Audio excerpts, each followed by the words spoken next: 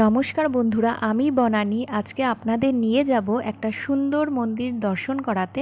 মন্দিরটি কোথায়, কিভাবে যাবেন, সমস্ত ইনফরমেশান দেব আমার এই ভিডিওর মাধ্যমে।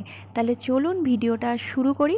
প্রথমেই চাকদা থেকে ট্রেন ধরে রানাঘাট স্টেশনে নামতে হবে।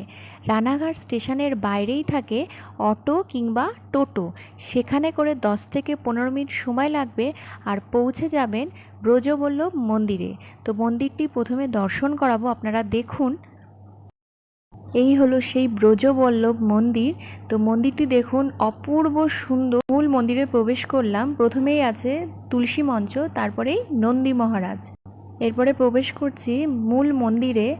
তো মন্দিরটির দেয়ালে নারায়ণ ঠাকুরের 10টি অবতার চিত্রিত আছে। এবার প্রথমেই দর্শন করাবো লোকনাথ ঠাকুরকে। এখানে নিত্য পুজো করা হয়, সকাল 7টা থেকে সন্ধ্যে 7টা অবধি মন্দিরটি খোলা থাকে।